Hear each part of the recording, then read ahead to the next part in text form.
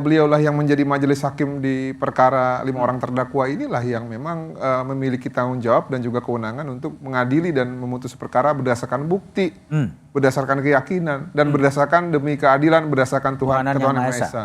Nah, tadi kalau mengenai intervensi ataupun lobby-lobby, ya, saya pikir memang sulit untuk dibuktikan. Susah, namun yang kelihatan ya, yang baru-baru saja terjadi ini kan sebenarnya ada semacam teror. Untuk hakim ya. Misalnya apa yang video itu?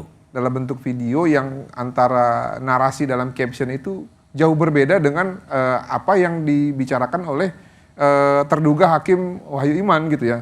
Dan kalau kita lihat angle-nya, itu kan yang mengambil orang terdekat dari terduga Wahyu Iman, yang mulia hakim Wahyu Iman Santoso. Itu bagian dari operasi ya? Nah, makanya saya bilang, saya pernah menulis artikel di Kompas TV, ternyata perpanjangan tangan orang jahat ataupun diduga mafia itu ada di mana-mana. Bahkan circle terdekat penegak hukum dalam hal ini terduga hakim Wahyu Iman Santoso ada gitu loh. Makanya ini membahayakan.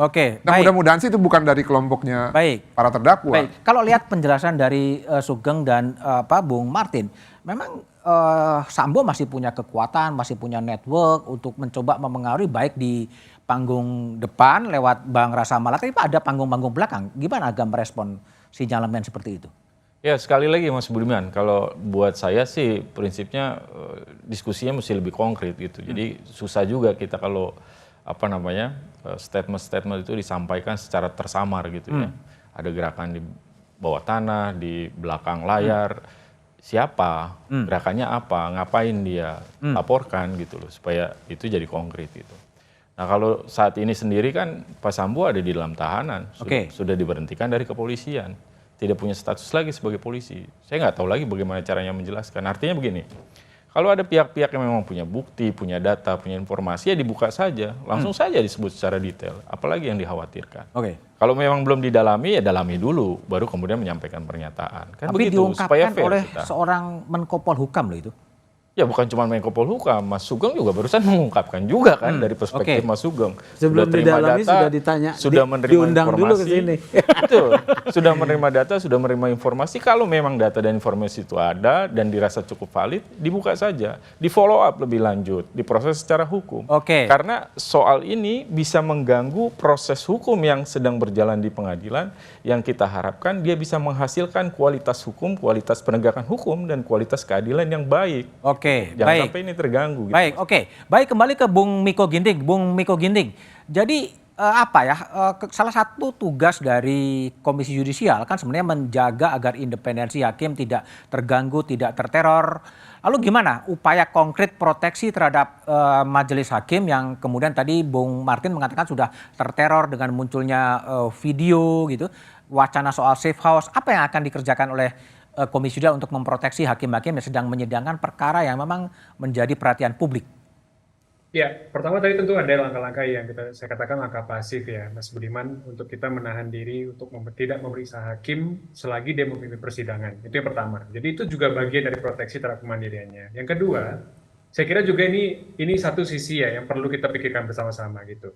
Ketika kita mengangkat isu soal bentuk proteksi safe house misalnya atau pengawalan melekat pada hakim, ketika itu hakim menolak karena ya satu pengamanannya dirasa cukup gitu ya. Kedua memang ada, kalau saya baca itu ya, ada soal ketidakpercayaan gitu. Dan saya rasa itu lumrah karena ini kan melibatkan aparat kepolisian kan.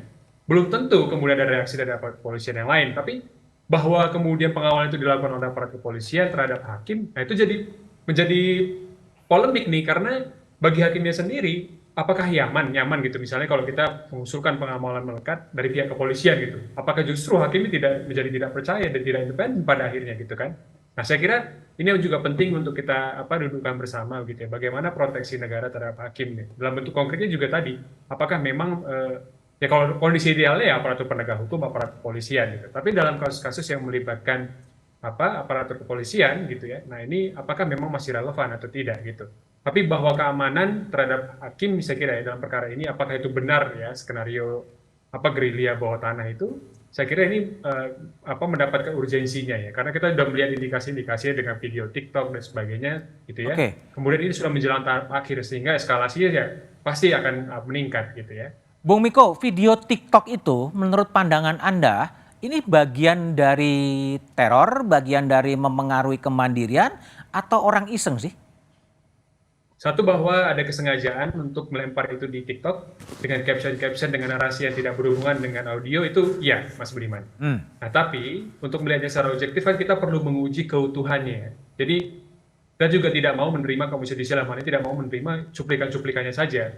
Tapi kita ingin melihat secara utuh videonya sebenarnya.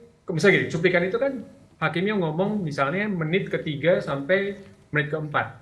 Menit pertama sampai menit 10 itu apa yang diomongkan misalnya. Nah, ini yang mau kita lihat, sehingga responnya, apakah responnya pengawasan hakim karena ada dugaan pelanggaran kode etik hakim, atau respon yang lain, yaitu bentuknya advokasi hakim. Nah, ini sedang kita uji di ahli forensik digital ya, untuk melihat keutuhan pertama, yang kedua kelengkapan dari video tersebut gitu.